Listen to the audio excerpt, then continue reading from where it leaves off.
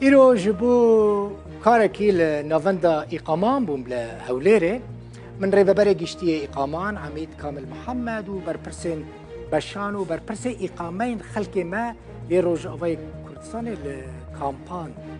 دیتن عمید کامل دورو دريج بحثا ويكيكر كجبو چارا سركرنا برسكريكن اقامين كردين روجاوي كردستان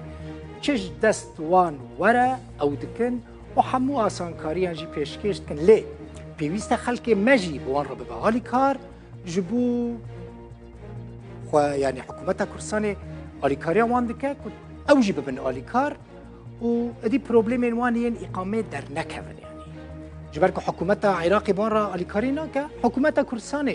آلیکاریا کوچبرین میان روش آباد کن. حکومت کردستان جبو کسین کو اقامه وان به سر کتبون دی بیرا عمل. ورجی گوت عفو درخست گوتن نابرا فی تاریخی دارن اقامه خاطرش بود. لی مخابن هنا کان اعمال کاری کردن نچون اقامه به سر کتو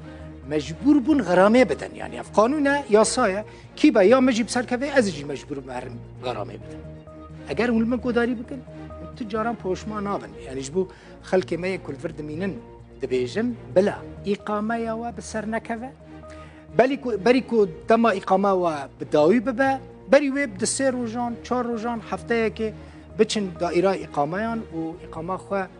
دريج بكن أجر كون دريج نكن هوني بين غرامة كرن براستيجي نخوش يعني روشة خلق مالفر زيدان نباشا غرامة جي بسر دوره ليه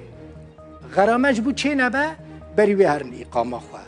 أو بكن يعني دريج بكن إقامة خو شيء بكن ومديتن جي لدائرة إقامة مقالك خلق ما روجاوي كردستان ديتن براستي كارمندين دائرة إقامان بوان را دبنا آليكار ريج وان را ودكن چر حتي هاي جوان را پیشکش کن مالا برپرسين كارمندين دائرة إقامان لهوليري مالوان آوا بدستي وان صاحب براستي جبكو باش دبن آليكار لي بيويستا خلق ما جي